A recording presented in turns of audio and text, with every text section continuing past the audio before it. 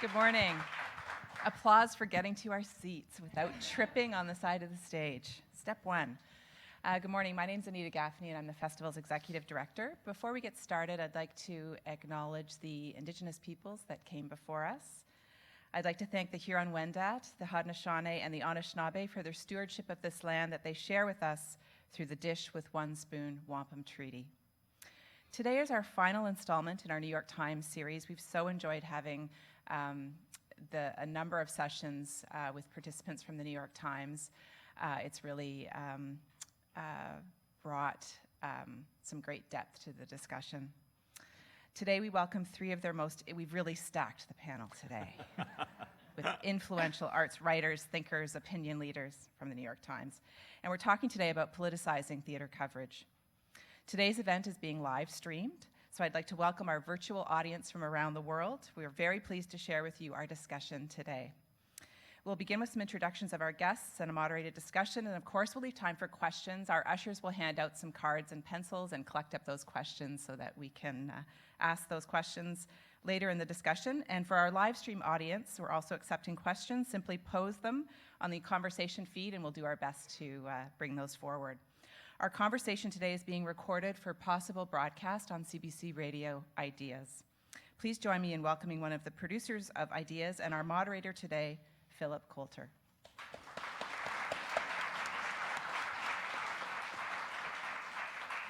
Thank you, and I want to begin by saying what a wonderful privilege it is to be here today. As a producer with Ideas, I just want to acknowledge the fact that we've had such a wonderful relationship with the Stratford Festival for many years now, but particularly over the last 7 years, we've been recording events like this and broadcasting them for the nation and for the world to hear. So it's a great pleasure for me to sit in this seat. Normally it's the host of the program who's here, and I'm up in the sound booth recording. Having said that, I feel like I've spent half my life in this room. The paleness that you see is because, like a lot of theater people, you never do get outside and see the sunlight too often. But anyway, it's a great privilege to share this stage with these three people, not least because they are print media journalists, and this is a shout out for print media. We had a conference call about this session a few days ago, and I was pointing out that in our family we've gotten rid of all of our print versions of newspapers. Everybody gets everything online these days. The one print journal we still get is the Sunday New York Times, and anybody who gets the Sunday New York Times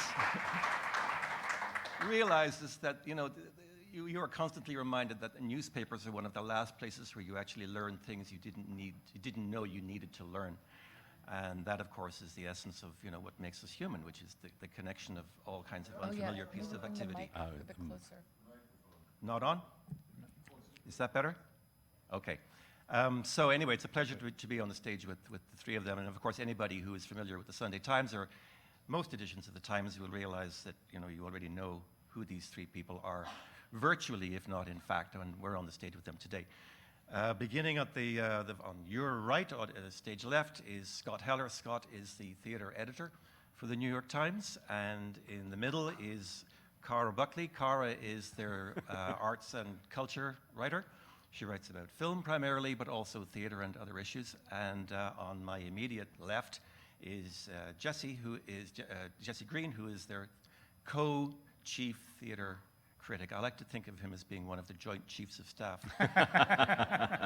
which has a kind of slightly nervous quality to it. So, if you don't piss off the chiefs of staff, if you do, you get bummed, and if you piss off the joint chief theater critic, the same thing can happen. Anyway, having said all of that, today's session is about theater and politics, and many of the events that the three of them have taken part in over the last few days cover much the same ground, which is what is that relationship between the small p politics and the big P politics and of our time, and also what it is that theater is doing and what is specifically theater criticism doing and theater writing doing.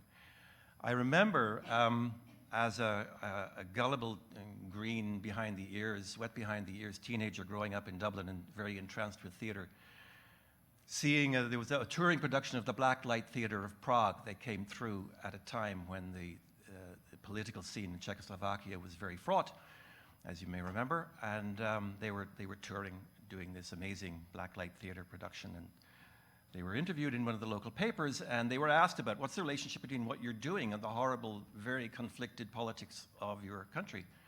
And the artistic director had a very short answer. He said, all art is political.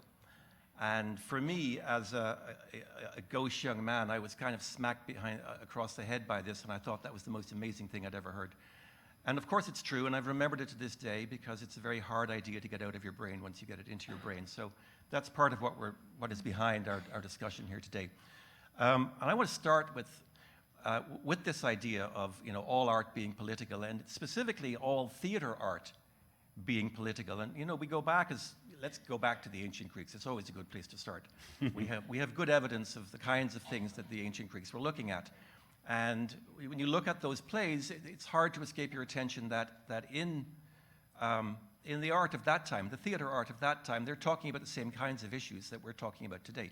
So you're telling a story, but behind that story is a sense that it connects to the real political lives of the people in the audience. And I want to start with that question to each of the three of you. What specifically do we think it is about theater that makes it such a rich and fertile ground for the discussion of big political questions? And let's start with you, Scott. Well, I would frame it slightly differently in that whether or not you're talking about big political questions, I think that what makes theater inherently political is that it's an art of conversation, and it's an art of being in a room, watching people talk to each other and work issues out. And that is inherently political, and I think that that's why, unlike digital forms or other visual art forms, there's something small p political about being involved and watching theater that leads you to think big P politically.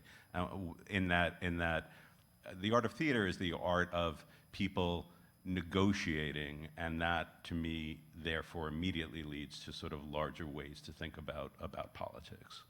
That's, I think, fundamentally why people in a room watching other people work issues out makes theater one of the most powerful and exciting political art forms. So to pick up on that for a moment before we move on to Cara, and that is, I made reference to small p politics and big P politics, and maybe we should riff a little bit on that and how you would interpret that small p, big P politics. What are we talking about here?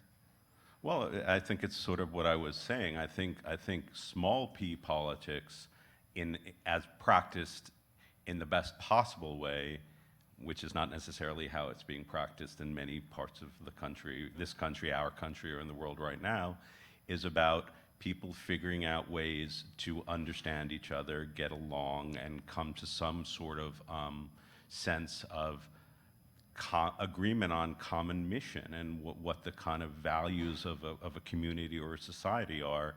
I think that theater at its best helps both reflect back and almost model how that can be done. So that's where I think the connection comes. Cara, let's pass to. So my coverage has been primarily of film, so I'm going to just sort of shift a little to that because, when we were talking about the connection, I think one of the things about film that can be so powerful is, especially these days, is it's an audience sitting together in a darkened, place having a common experience, and what happens on that screen is so important for the audience in terms of how, if they see themselves and how they relate. And for me, I remember in covering film, seeing a film with Meryl Streep about the suffragettes, and I had never seen so many women on screen doing smart political things that I was kind of taken aback, and that it was I think it was 2013 or 14 when that came out, and that it took to that time for me to just have that experience as a woman, just speaks to me the need for representation, which is political, and having different voices, because the effect on the audience is profound when you see yourself and don't see yourself being reflected back to you by your culture. And it's very profound on young people growing up, and this is maybe a top-down way of looking at it in terms of the performing arts and what they mean. But I just think of studies out there, young people watching television. So when you expose young children to television, the youngsters who feel best about themselves are white boys, and then okay about themselves are white girls, and then black girls, and then black boys feel the worst about themselves about watching television. So to me, that's it just shows how important it is to have this representation on screen. And that's something I look at in my coverage, and I think about a lot in terms of who's creating this content and who's allowed in the room to do it. So that's, yeah. I'm going to get back to a lot of these themes in a moment, but just to kind of ask the question about the parallel between these two art forms. Right. They're both performing arts forms. One happens to be live on stage, the other Right. is on celluloid or digital. Do you see any great distinction between the two in terms of their communicative ability and the kinds of themes that can be dealt with in film as opposed to theater? Right. I mean, I feel like theater can be a lot more nimble. I mean, film, it takes forever to get something produced. And so by the time you see it, I mean, and it's like, the studios take a long time to make something. And when you get down to theater, it's happening in real time, and there's no substitute for that. And the immediacy of it, and especially, film is and TV is sort of in the middle of the two, because it can react a little bit more quickly. But, in terms of the immediacy of theater, and then just the blessed relief from being in front of a screen, and feeling like a human again, there's just no comparison. I was going to speak to the liveness of live theater, particularly as opposed to film. There isn't an art form that we have that is as immediate and as public at the same time, the combination. You are, as in a movie theater, you're sitting next to the other people who are watching, but you're also within spitting distance, often literally, of the actors who are perhaps enunciating too clearly. And there is a feedback loop between the players and the audience that does not exist in film. And I find that very powerful as we move into a more political theater once again. Your friend who announced that all theater was political had not yet taken into account boards of directors and censors in some periods, and all kinds of obstacles that playwrights and producers have either had to work around to get their politics out, or have given into and not tried to get their politics out. I feel we are moving into a new phase in theater that perhaps we'll get to discuss recently under extreme provocation. We'll talk about Trump later. I didn't mean that. Everything comes around to that. Your point about actors speaking clearly reminds me, my colleague who was here last week brought his two girls to their first Shakespeare play ever. They saw Merry Wives, and he asked them afterwards, how was it? And one of them said, well, at the beginning I couldn't really follow what was going on, but as the play progressed, the actors spoke more clearly.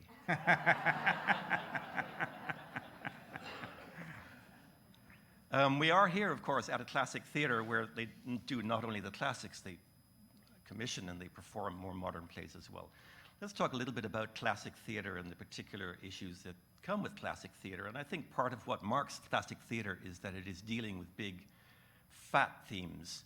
And there's always the temptation, or the demand, with very great writers from the past to take what they've done and refract it through our own times. Let's talk a little bit about that challenge for directors of classic plays. There's always, that impetus to make the play set in some other era, some other time, to make it relevant and make a connection to today, what it has to say. Can we talk a little bit about our own time and the politics of our time? And I guess all times think that their politics are fraught, and maybe ours are just as fraught, although we tend to think maybe they're more fraught than at previous times in world history, but we won't know for a long time to come. However, having said that, the question really is, what has changed in our own time? What is the challenge for directors of classic theater and making that connection to the politics of our time? What is the challenge, and how do we think they might actually go about that challenge? Scott? Well, I mean, the challenge, I think, is splitting. Well, first of all, it's being true to your sort of artistic vision as a director, and not wanting only to respond to a news cycle. I think that there's an incredible pressure to speak to the news cycle. Audiences are hungry for it, and yet I think what makes these plays very, very rich is that there are many ways to sort of dig into them and many themes to explore. I think the other challenge is to sort of step back and to offer people a chance to be thoughtful and reflective and a little more sober-minded. Theater can be a space where people are. It's not a space that necessarily is going to motivate you to wave a placard. It's meant to, and what it's so good at is helping you understand both the people you agree with and the people you don't necessarily agree with. And that, I think, is how to do that and respect that that's in a text, and yet also feel like you're speaking to a contemporary moment is very, very valuable, and I think is getting trickier and trickier to do. Cara, let's take another take on the same question. I mean, specifically with film, which is what you write a lot about. Are there things in the particular politics of our time, the chaos theory politics of our own time, that make it easier or more difficult for film to deal with?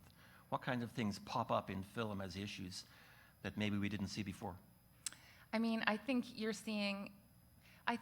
that there's almost an indirect, in my coverage, I've seen a sort of an indirect, I'm going to answer that a little indirectly. To me, you see things like, there might be, there's a lot of pressure, say, on the studios to hire more women, and there's not a lot of women directors. And so you might see like one director, sorry, I'm losing the train of thought a little bit because I'm trying to weave it together. Can you rephrase the question? Sorry. I completely started on one track and I went off on another. Yeah, I mean, when I go to the theater, I'm acutely aware, particularly with good directors. Right. And with film, you're tending not to see productions of old classic, films or plays being redone. But in the case of theater, I'm very aware that there is going to be a political context to what it is I'm going to go and look at. And I'm just curious. I mean, I have my own opinions, but I'm curious as to whether in film there's a more overt attempt by directors to make what they're doing kind of speak to the politics of the time, and given that they're so chaotic. Right. Well, it really depends on the director. Like, some people really resist it. And then you have someone like Ava DuVernay, who, directed Selma, and she directed 13, and she directed the Central Park 5 film. And so she's wedded the two together very closely. And she's become an advocate for other women. So she has a show that she'll only hire female directors on. Or you have someone like Spike Lee. Like, everything he does can't but be political. That's just in his, But I don't know if the directors of the Transformers movies are, necessarily thinking about it. But then you have Star Wars, right? And you have, with the new installments of Star Wars, they're clearly trying to diversify. Like, look at the last Star Wars film. There was a female protagonist. There was a black co-star, and then there was an Asian woman in one of the lead roles, who, by the way, was pilloried, like just absolutely viscerally assaulted on social media, just the most like racist, sexist accounts that caused her to deactivate her social media accounts. So you have people trying to, or you have Paul Feig, who directed an all-female version of Ghostbusters and who was slammed for that. And Leslie Jones, who was a black star in that, absolutely dealing with all of this, So it really depends on the director, and you can't really say across the board, they are all doing it, they are all not, as you are in theater. But you have individuals, when they do it, are finding some success, and others are just getting trashed because there is resistance from audiences to seeing these new faces. And some, studios will just sort of forge ahead and continue to sort of stay the course. But I just wonder if there's a chilling effect as well. And certainly of people who, like this young woman, Kelly Marie Tran, for kind of just appearing in a film and then being absolutely trashed for it, you wonder, how is that going to affect her choices in the future? And we get to it later, I guess, but I'm wondering if, in some ways, film is forced to be more subversive than theater.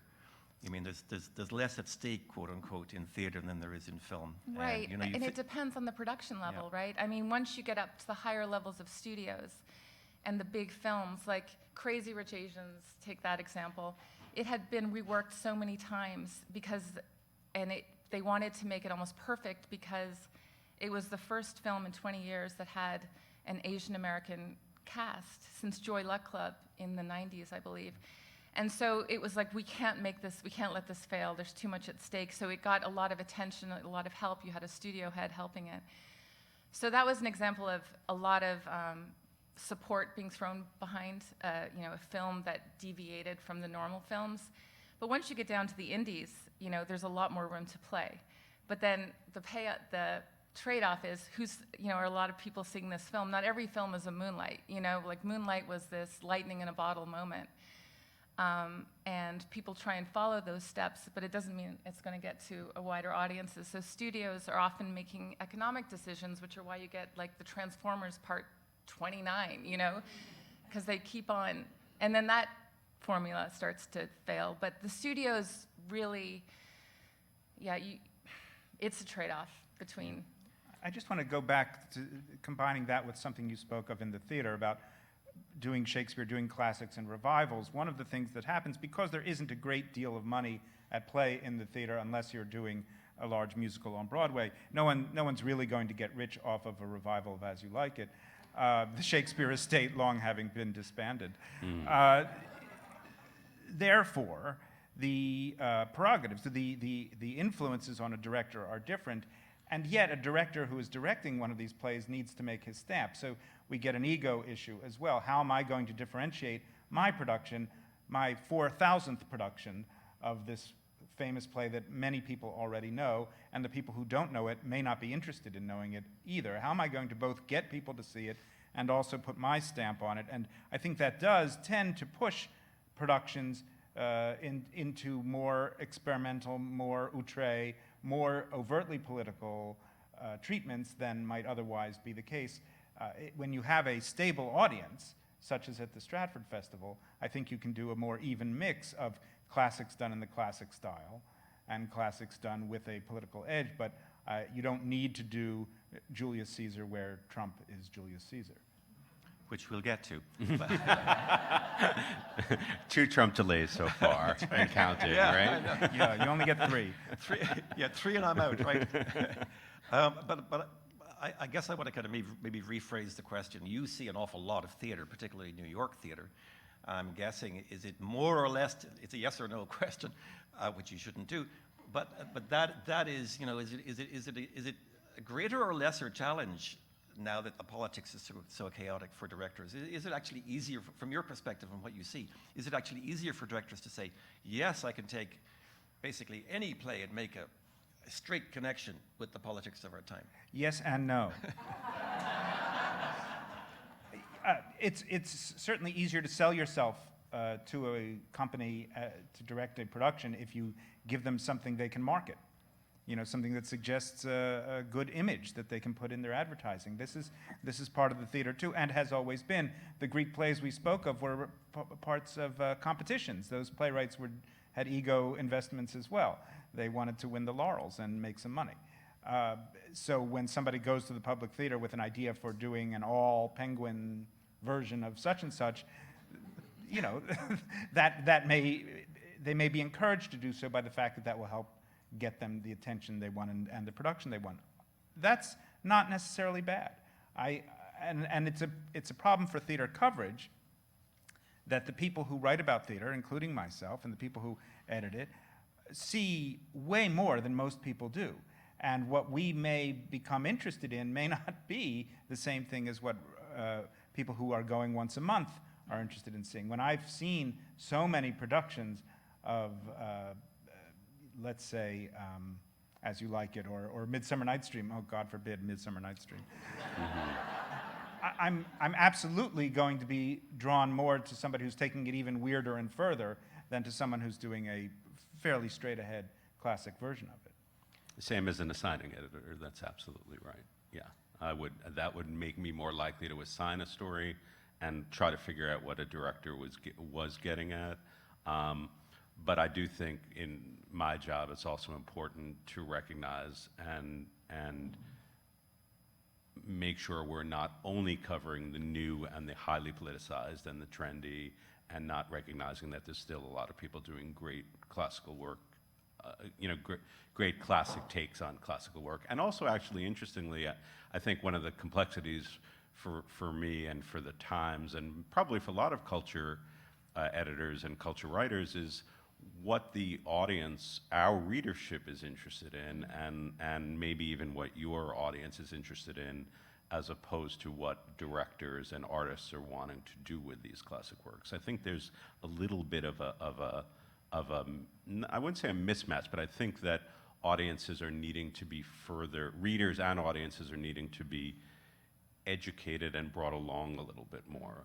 I'm sensing that there's a little bit of a recoiling going on in some cases where they're being asked to look at work, revisionist work, and sometimes they may not want to be looking at it through that lens. I'm sensing that a little bit. Yeah, well, we do get a lot of blowback from readers when we get behind a radical revision of a classic work of one sort or another, and we get plenty of angry emails saying, why do people have to change these things at all? It's not as if these works didn't have political or relevant content in them, even not transformed with a new setting or whatever. It's but we are basically on the side of finding what is new in these works. So we're always I'm always going to be prejudiced in favor of those who are exploring new ways of looking at the work.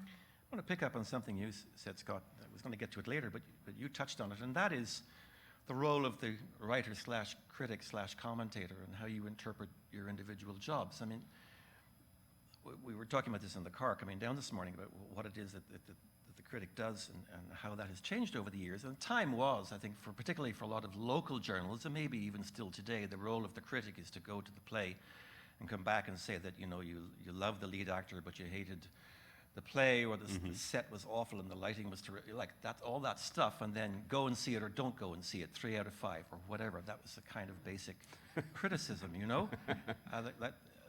But obviously it's all morphed and changed, and our relationship as commentators, shall we say, is constantly under review. And just, you've given a kind of snapshot, I guess, of how you consider your job to be. Do you want to talk a little bit more about that? What it is you think your job as theatre editor is? What's that strike zone?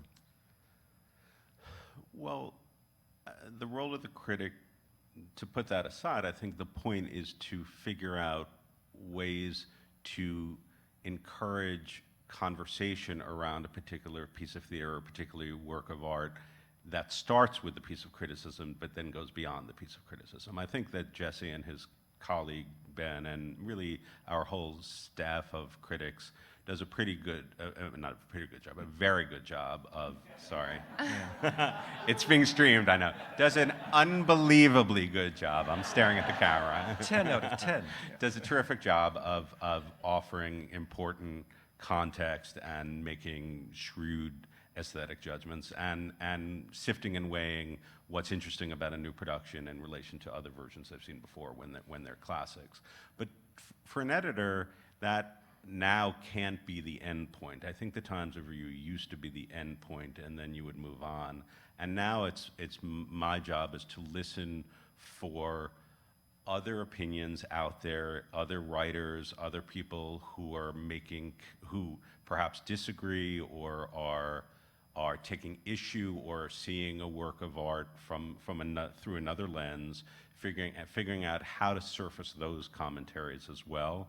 And also, frankly, and this is where Cara and I have talked, is figuring out ways to recognize that there are common themes in what filmmakers are doing, what visual art makers are doing, and what theater makers are doing, just to name 3 genres, and find ways for the Times. If the Times is really going to be excellent, it also needs to recognize and be able to surface those kinds of themes writ large, and not just only write a review as excellent as it is and then move on. So that's really, I think, that's one of the pressures on me. And a related pressure is to find younger and newer voices who themselves are approaching the art form,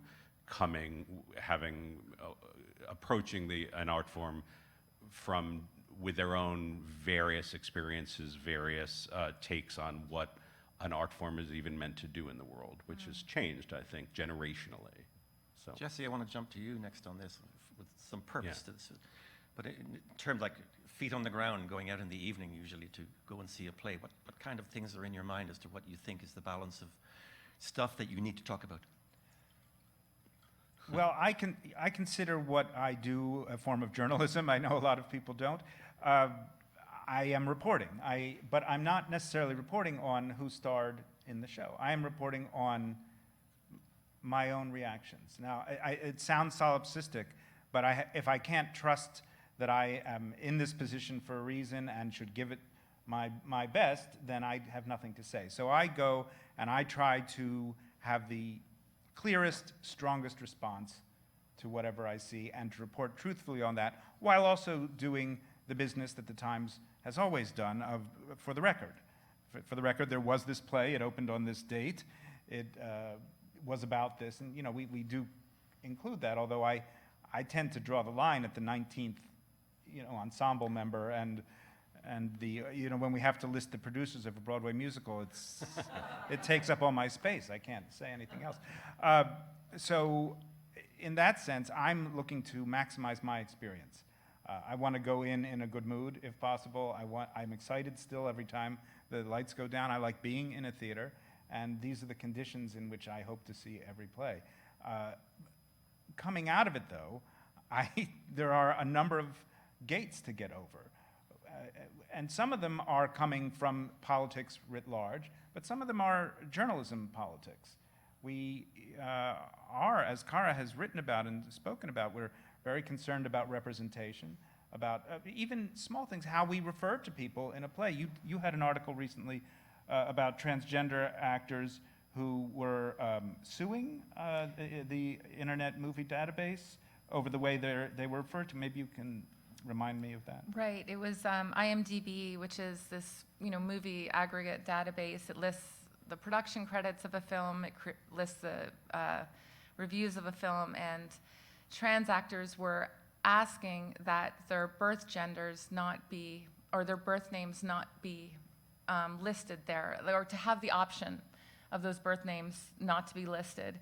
So someone like Laverne Cox, who came to fame with Orange is the New Black, would like to be known only as Laverne Cox. That is her name, instead of what her birth name is, which she feels like is, not really a name that is dead to her, really, and it's a mischaracterization of her gender. But under the IMDb model, they won't change it. And so trans actors have signed on to this initiative to try and, well, it's a legal action, to try and get IMDb to change that. So when we write reviews or write about people, we have to look around every corner for possible ways in which we're participating Right. in the problems that other people are bringing out in society. And we have to decide how we as a newspaper are going to respond to them. We get style directives fairly regularly about what the new rule is about using MX, for example, as opposed to Ms. or Mr., or people who want to use only one name, or various things like that. I know it's a small issue, but it's a version of the largest issue, which is, how are we going to represent the changes going on in our society in the way we write about the world, and the theater is the world. Mm-hmm. I want to pick up on that to go to you, Cara, and it's a lengthy preamble to the question to you. I mean, if you're not familiar with Cara's writing in the Times, I'm going to read you. You can go on the Times and you can search Scott Heller, and you can see everything he's written in the last X number of time. So it's interesting to do that. I'm an editor, so I don't write all that much, but yeah. But Cara, I want to read a partial list of some of the recent things that you've written as they're listed on the Times website. Goes like this: a bird show spots a rival, and bird watchers of color are angry. 2 nature series with black hosts debuted online recently. The makers of one say their rivals are playing into racial stereotypes. Another one: watching Euphoria. 2 young recovering addicts saw themselves. The women, now in their 20s and in rehab, said they recognized their own lives in the HBO show's portrayal of teen drug use. Last one: inclusion rider? ? What inclusion rider? Nearly a year and a half after Frances McDormand made the term famous, few Hollywood productions are using this contractual tool. what strikes me about this little list and everything, most other things that you write about, is that it's almost like you're the mirror image of what Jesse's doing. You're starting with some big social question and you're looking for stuff in popular media that allows you to explore that question. Can you talk, if I haven't already summarized your job description, do you want to talk a little bit about that? Right. I mean, what my job is to cover diversity in Hollywood, which it's a tough word. I mean, Ava DuVernay said it's sort of like algebra in Hollywood. Like, it's just sort of like, oh, diversity. And she would like it to be termed inclusion. We're trying to track how I first started covering Hollywood. I was a Metro reporter for years, and then I went to Iraq, I did different things, and then I jumped into covering the Oscars for the paper. And in my first year covering the Oscars, there was the controversy of Oscars So White, in which all of the acting nominees for several years in a row were white. So this is a very lengthy preamble to my answer, which I might forget by the time I get there. So. And one of the things that really interested me covering Oscars So White was how the Academy, which gives out the Oscars, responded was they were going to really diversify our membership. We're going to, you know, at the time, I think over two-thirds of the membership was male, overwhelmingly white, overwhelmingly older, and they really have made a push to diversify, asking more minorities and women and people who weren't American into the Academy's fold. And what struck me covering that initially was a lot of the long-term Academy members, who tend to be older and male, were very angry about this, and they felt like standards were being lowered. And one man said to me, we absolutely aren't, you know, we feel like we're being accused of racism, but it's, you know, we're a liberal industry. How could we be? And you know, did we not give Sidney Poitier the Oscar? And I was like, that was, you know, in the late 60s. And it's true, but it was like an ossified mental version. Like, it felt like they could not see themselves. And because Hollywood so frequently, you know, the stories, the studios, the stories are written by and for oftentimes, and less so men, often white men, it just, Hollywood would saw itself reflected back to itself. So the men often didn't realize that their voice wasn't everyone's voices. And when I started to pay attention to, you know, films that spoke to me, or TV shows that spoke to me, or that found, you know, often there were women writers involved, or things that felt different, there might be writers of color involved. And so as the Academy started to change, as people started to become more aware, and as there was more of an outcry about lack of representation, Oscars So White, one of the reasons it became an issue was because of Black Lives Matter. So there's just a complete interconnection. People were paying more attention to this kind of thing. And so what I try and do is, how do we track these micro changes, or these, you know, new shifts that are happening in Hollywood? It's such a huge and vast industry. And so I'm trying to, you know, like Scott said, talked about tracking the new, tracking the different voices, seeing who is getting traction. And, you know, some of the people who are dazzling with dazzling results, like Jordan Peele, you know, you know, his films have been amazing. How am I forgetting? Get Out, you know, that was just, it was amazing to watch that in New York and feel, as a white liberal audience member, myself get sort of skewered, the stereotypes about me being reflected back to me. And so what I'm trying to do in my coverage is track how, you know, what different voices are saying about Hollywood, and how different agents of change are making inroads in Hollywood, and why are they succeeding, and who helped them. And so it's sort of like this constantly shifting thing. And sometimes, you know, I have to look at the fact that maybe our readers don't want to read about things that are really small scale and granular, so that I'm interested in, like the really super behind the scenes things, like, you know, deep in the credits of a film, you know, if you're sticking around for the credits, and it's like grips, key grips. Key grips, what's a key grip? And so I might dive into that and say, what does that look like? Are there many women working at it? So I have working in that job, and I did an article on how few women were in that job. But our readers are like, yeah, like they don't really care, you know. So They do. Some do. The key grips definitely care.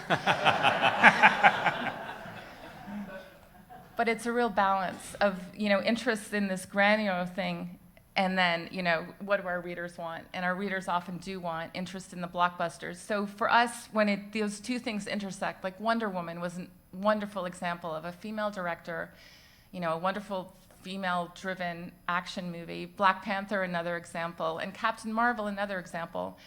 That's when it's sort of for me like the money shot in a way, because it's those issues coupled with things that a broad readership cares about, and hopefully there'll be more and more of those examples, because it's great when that intersection happens. I just want to drop in that however digital we may have become, we're still a newspaper. We begin with what's new. This is what's new. We have to write about this. Right. And news is always, journalism and art has always been begun in complaint and injustice. No, I mean, not just me complaining, Scott. I know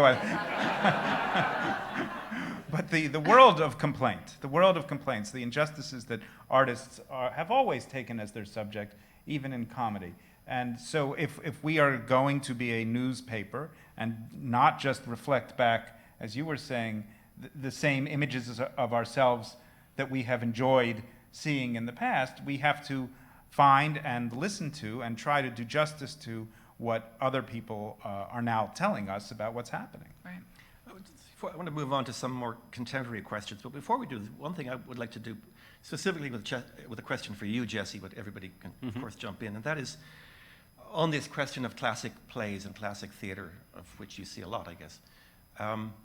Is there a contemporary example that you can think of that you've seen, a play, a production of a classic play that pulls together some of these themes, the big questions of personal politics and larger politics and the past and the present, and pulls them together into some coherent form? It's always an imperfect thing. You never make everything work when you do a quote-unquote contemporary version of a classic play, but give us an example of something that you thought worked. Well, I'm going to give you an example, a double example of two classic plays, Shakespeare plays, that had many elements that did work and some that did not. I think that's a useful kind of subject to look at. They were both produced by the Public Theater, which is a leading theater in New York. Both of them happened to be in their summer home in Central Park, which is a supposedly free theater experience at the Delacorte. That's another subject. Free to me, anyway, which is not irrelevant. I don't pay for my tickets. So, my perspective, it may be different from someone who's being asked to put out a lot of money. Be that as it may.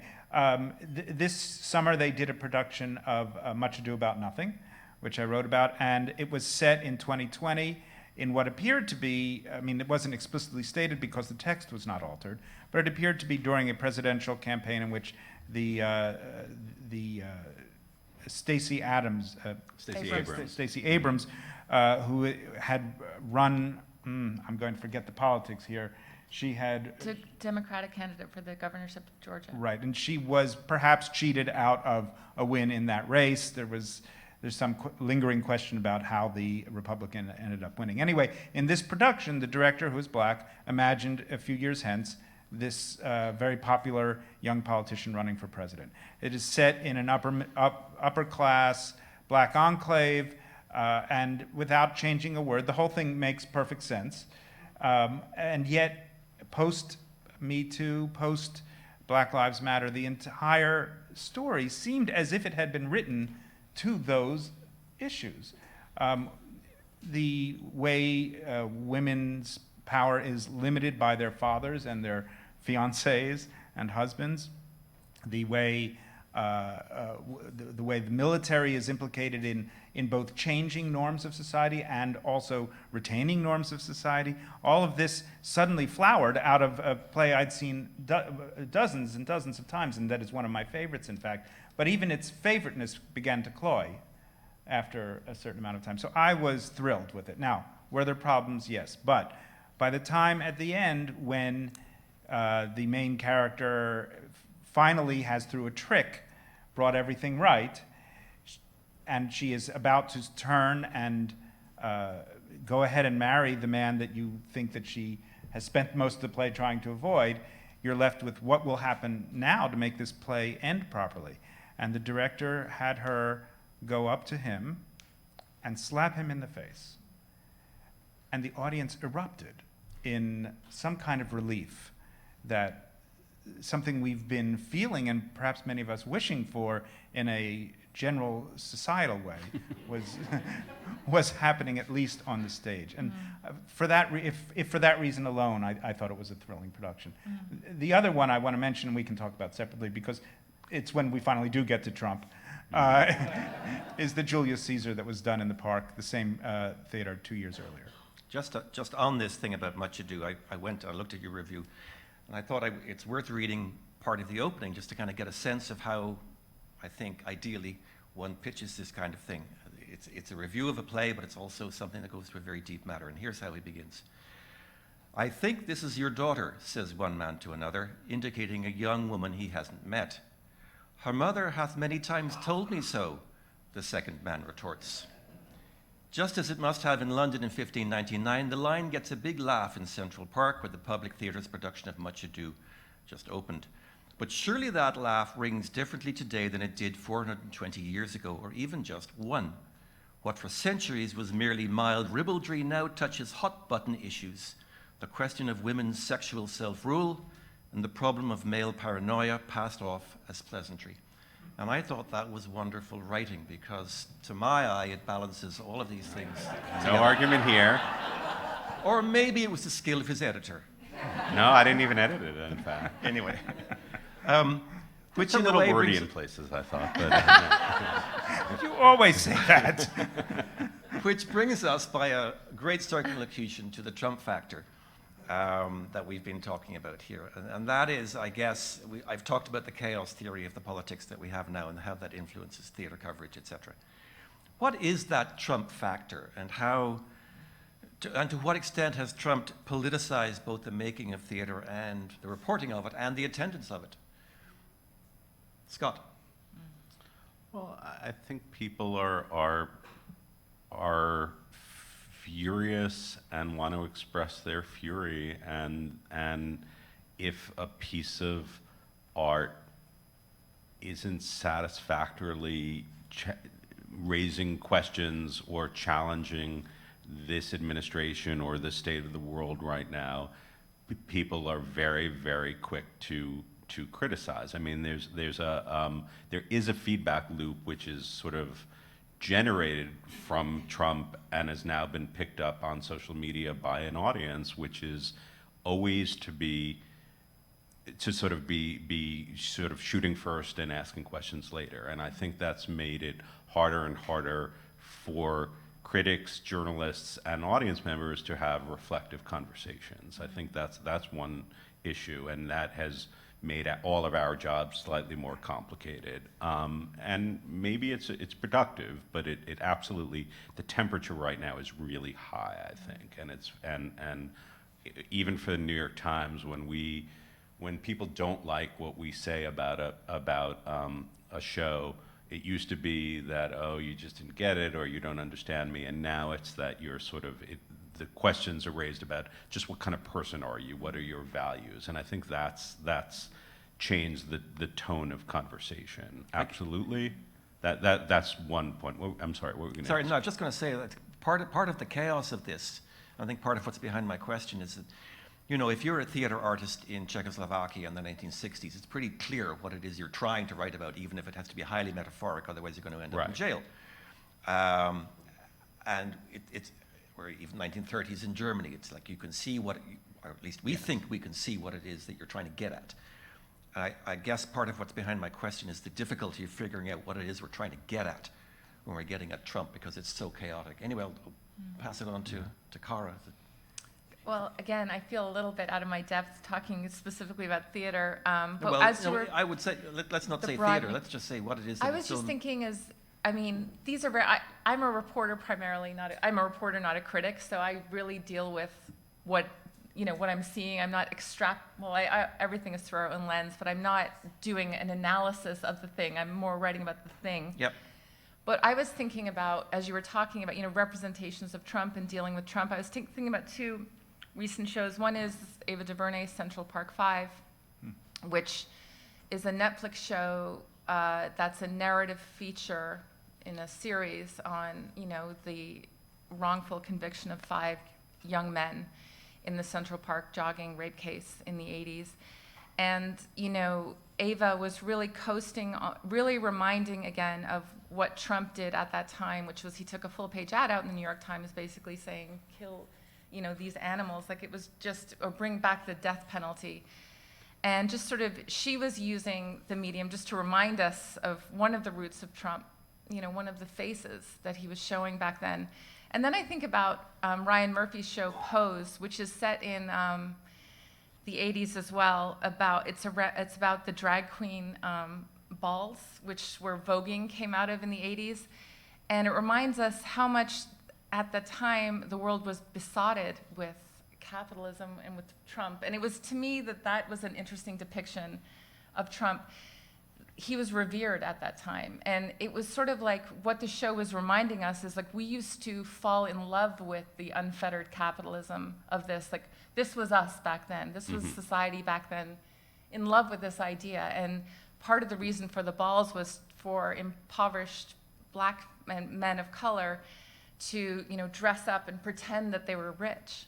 And with Trump being the ideal. And to me, that's an uncomfortable mirror of how we used to view, and how, things are just so different now. And so I'm just thinking of those representations historically, how we've changed as an audience, looking at him.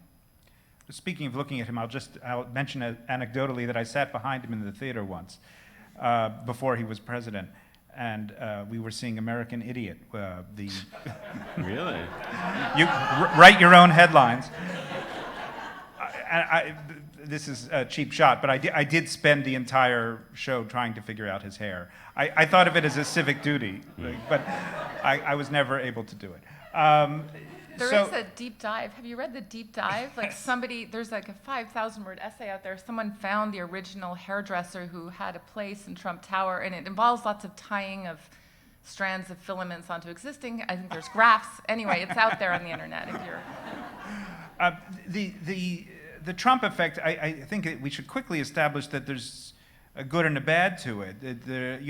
Our own health as a newspaper has benefited from the chaos you speak of. People, particularly in New York, but around the country, who were shocked, felt slapped in the face by his victory, let alone what he's done since then, but who had an assumption based on what they perceived to be the rightness of their values that the rest of the country would share them, had quite a comeuppance at that point, and were looking, on the one hand, for ways to understand it, perhaps to understand how they had failed to see what was happening, but also to validate their anger and to kind of act as a kind of an oven for keeping that anger going.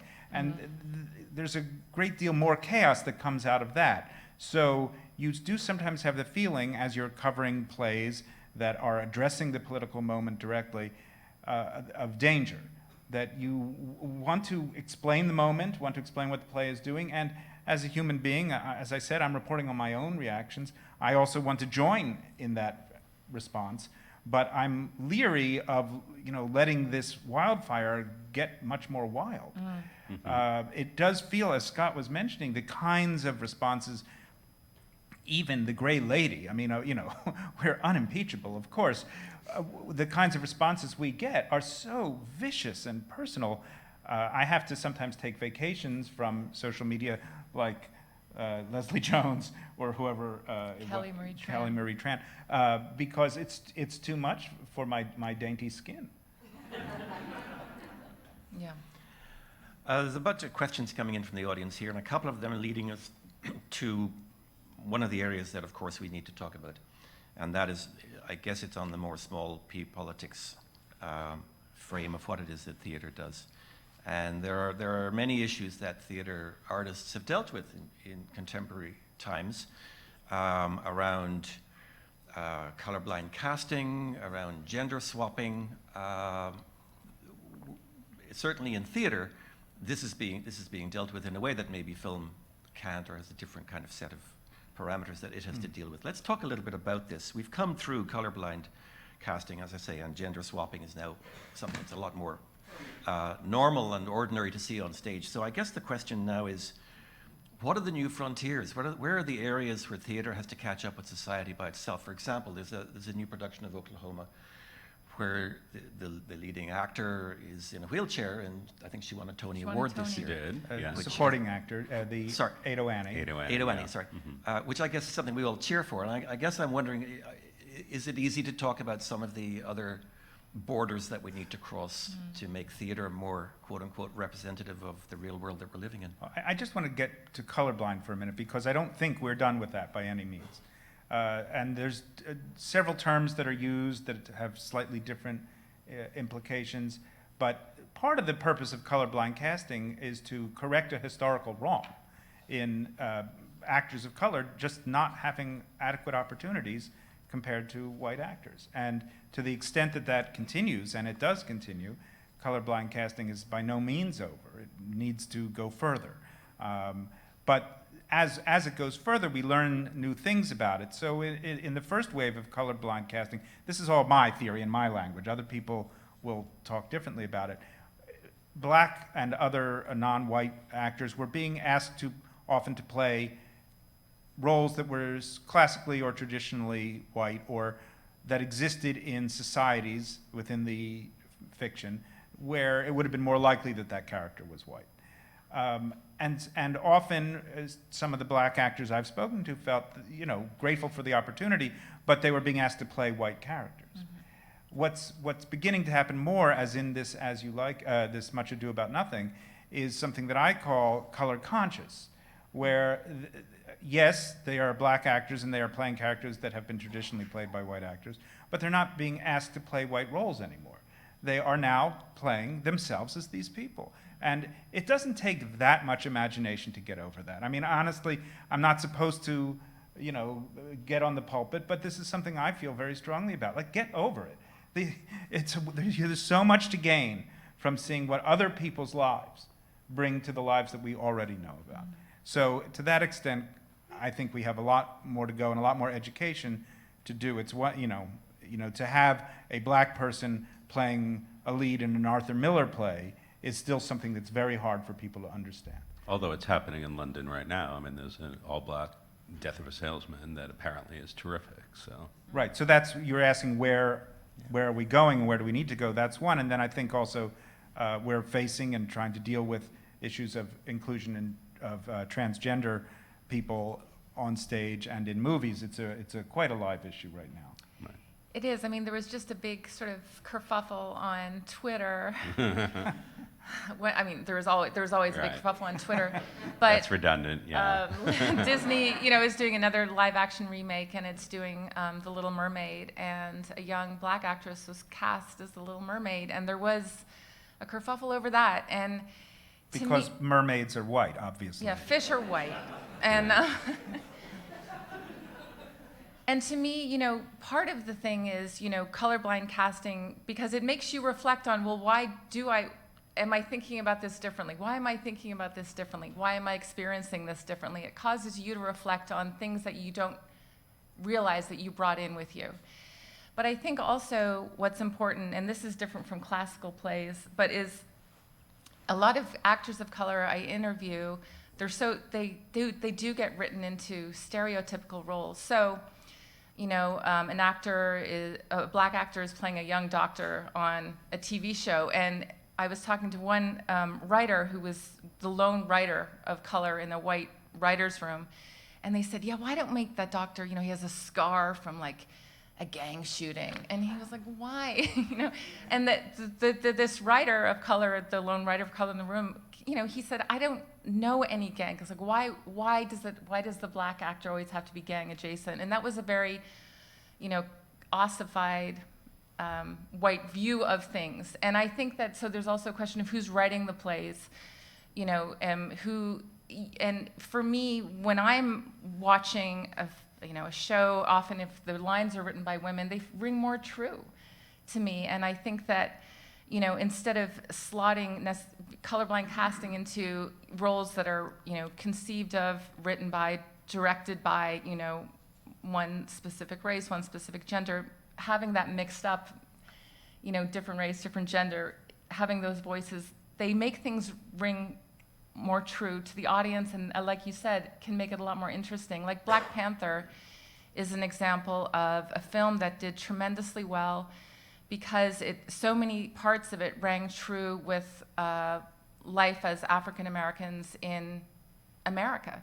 You know, the director Ryan Coogler is from Oakland, and his claim to fame was Fruitville Station, which was about the shooting of a young black man in a public transport train in the Oakland area. And he really, you know, made sure that Black Panther was he got complete artistic license with it. He was able to write in things that resonated so much with audiences and was fresh to other audiences.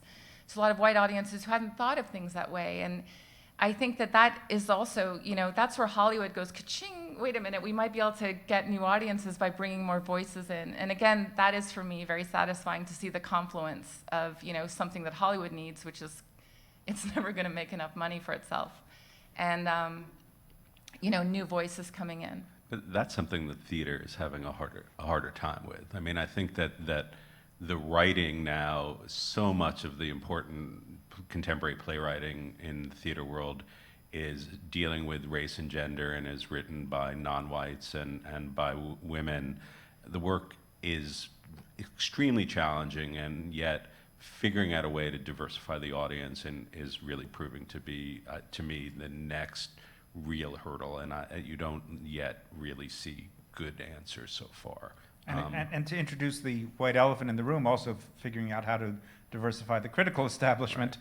You know, I'm white. My colleague Ben Brantley is white. Most of our theater colleagues are white. Most of the New York critical establishment is white. We're all white here on the panel. And, you know, I'm not suggesting a solution that involves losing my job, but some people are. Yes. You know, and that has to be thought about.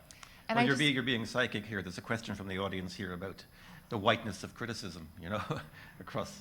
And also the maleness as well. I mean, I just And want the to jump maleness, in. yeah. There's been studies about this too. So again, I'm going back to my film, but 2/3 of the film writers in America, or the major ones, are men, and 1/3 are women, and it's sort of held at that for a while.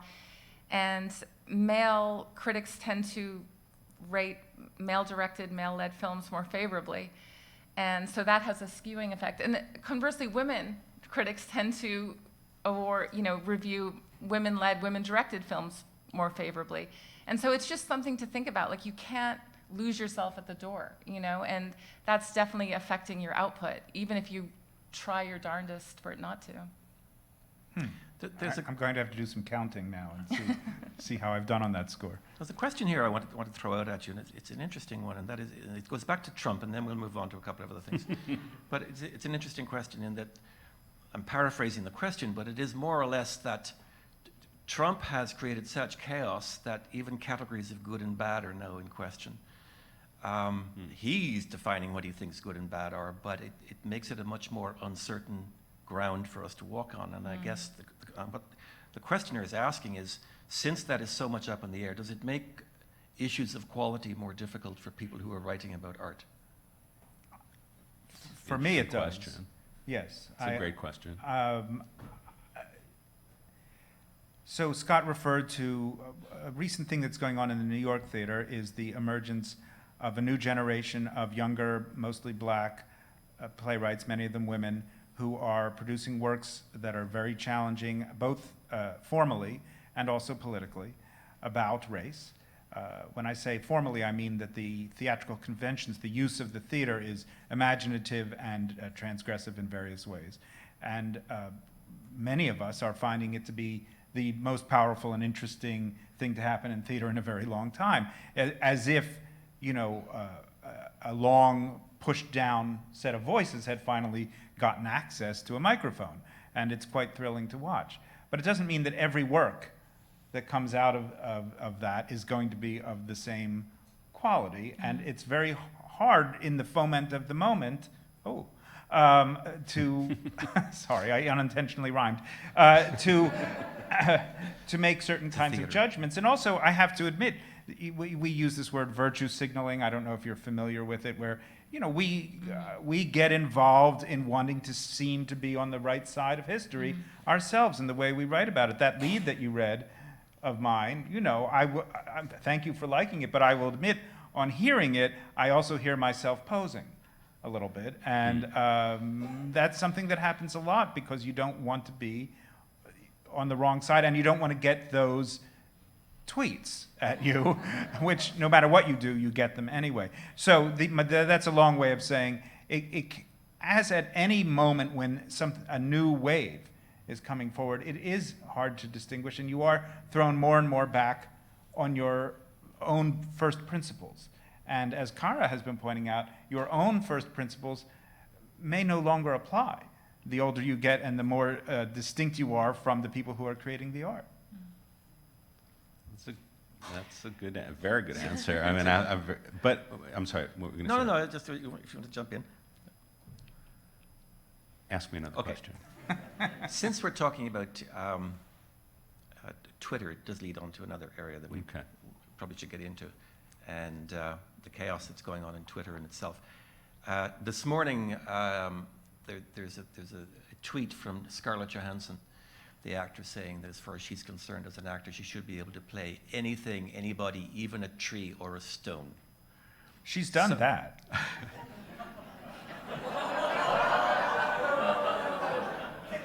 So don't this is check your Twitter account later. From a journalist's point of view, it's a great question because there's absolutely no answer to it that's going to keep anybody happy. Right. But I throw it over to you.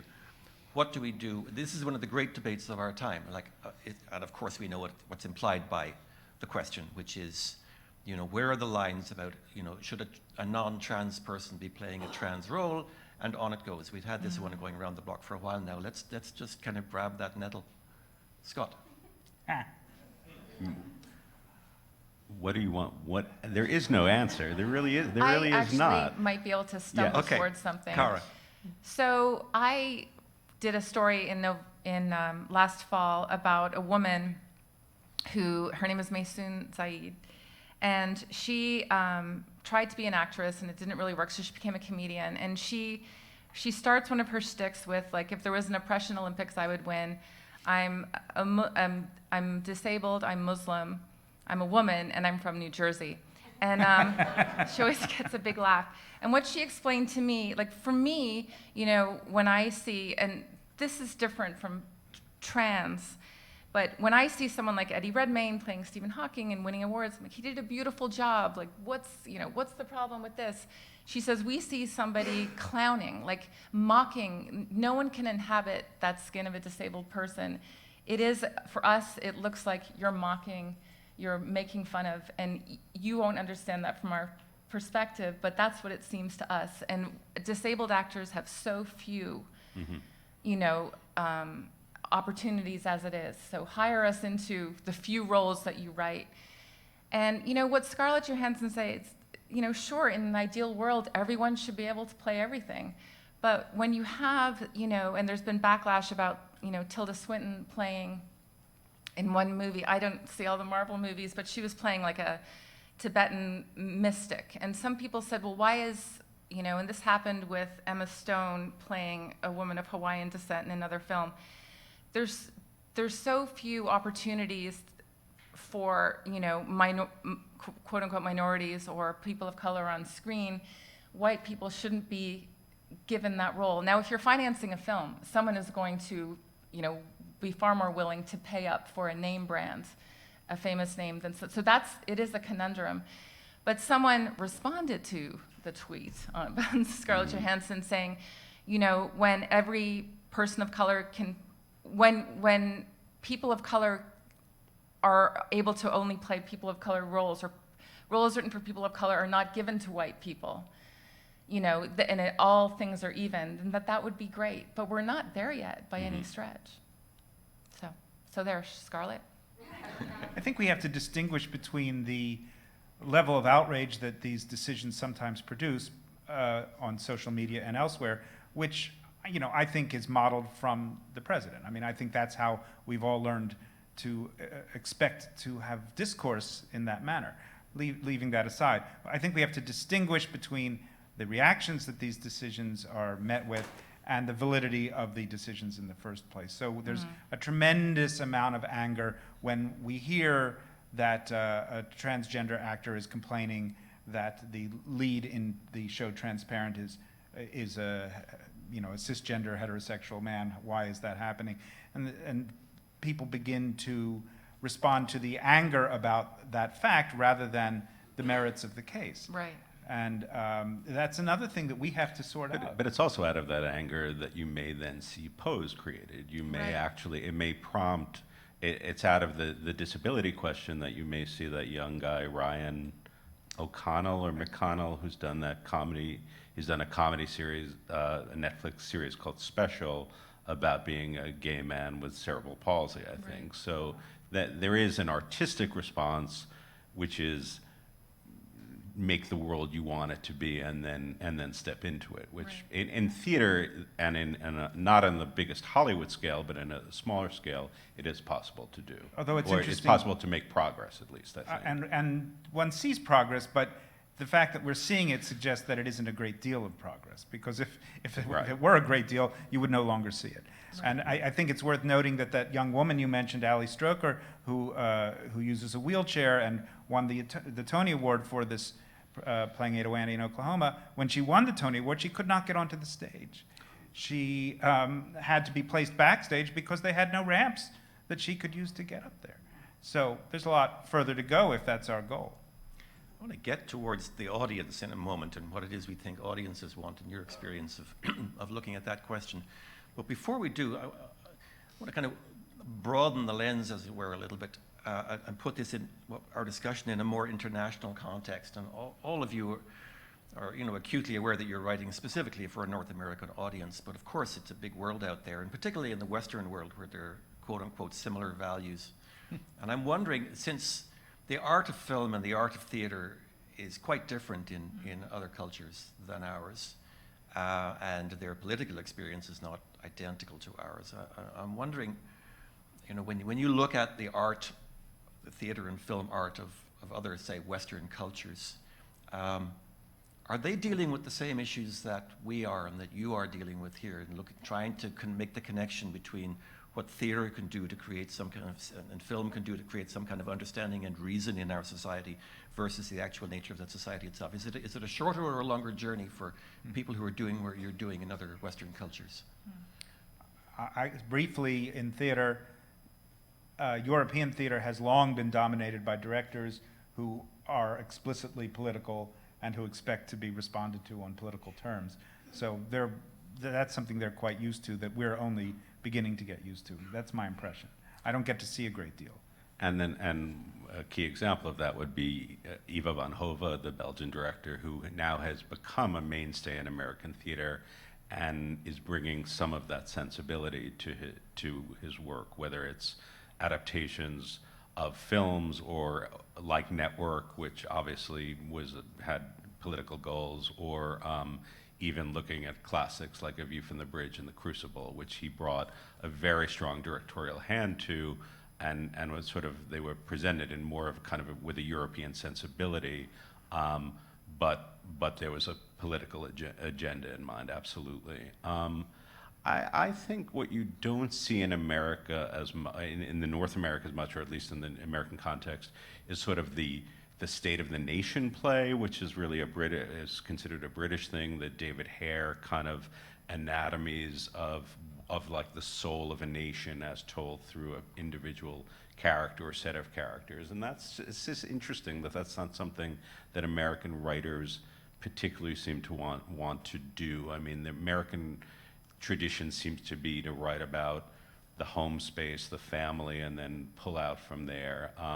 The closest, and the one play that of the last few years that I think has split the difference most effectively is a play called The Humans, which won the Tony Award, and which was really about a kind of downwardly mobile American family grappling with the biggest issues of the day, and yet it was all told largely around kind of a dining room table. And it was very humane, but also there was a lot of sort of submerged fury in that play, and I thought that, and that's one of the most successful plays that I would say anatomizing the state of the nation writ large, but it's not, doesn't have that grandiosity of the British state of the nation play. I don't know how it fits together, but of course in Europe, a lot of the theater is subsidized by the government.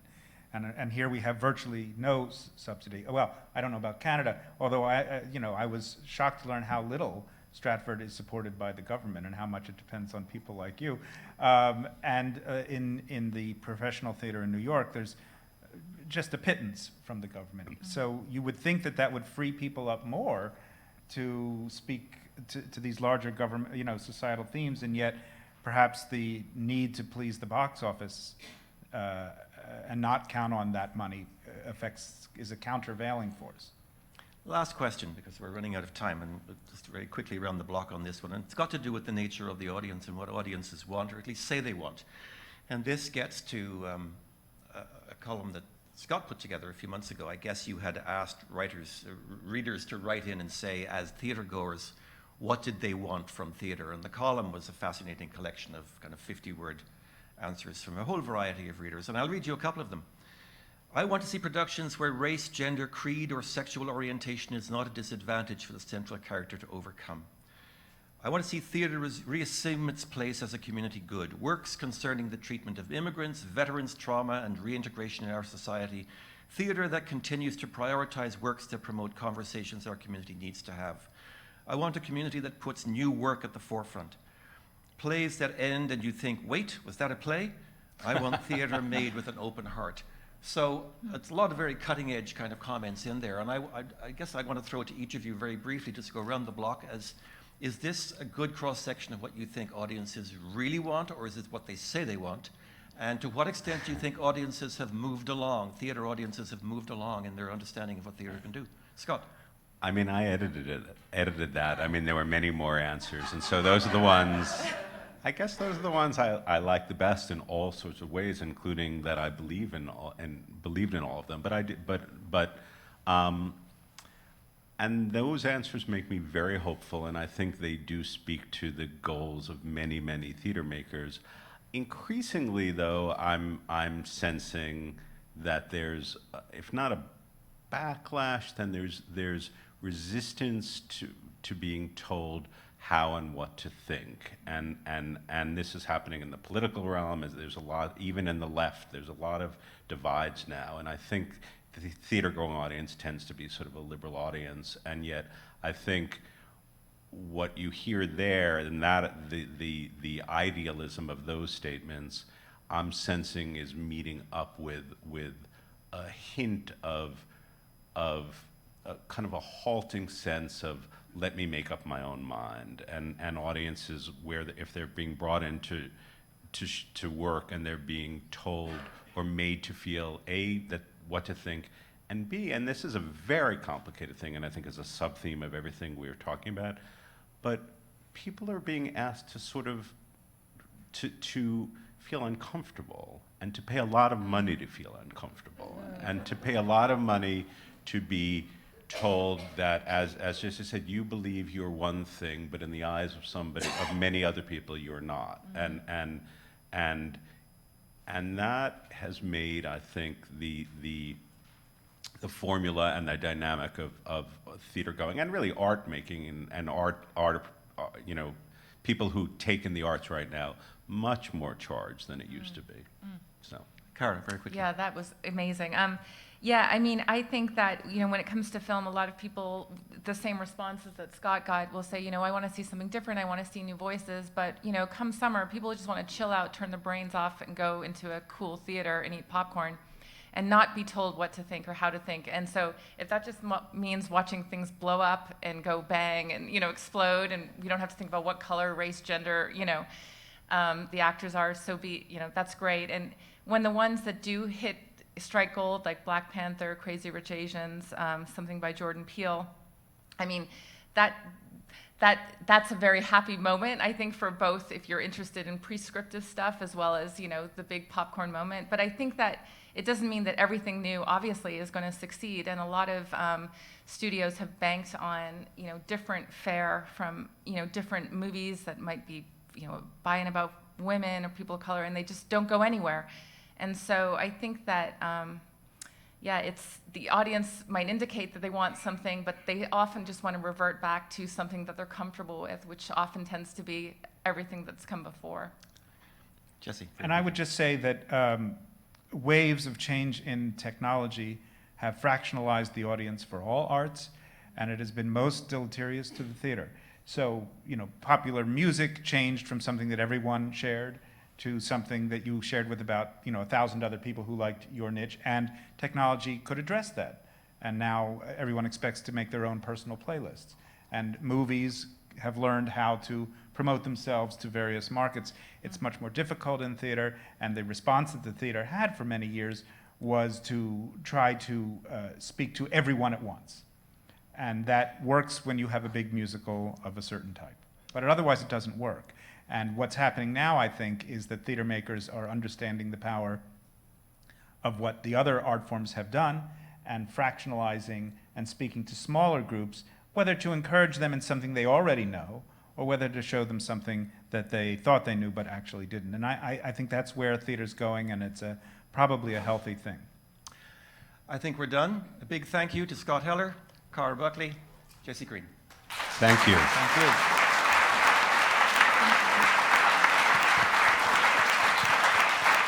Thank you, and thank you, Philip, for leading the discussion. Thank you to our guests. That was wonderful. I feel like we could talk for another 2 hours, but we're changing over into a show in a moment. I just want to remind you that tonight there's a reading of a new play by Anna Sri Roy called Trident Moon. So I'd encourage you to come back and see that. It is a beautiful script.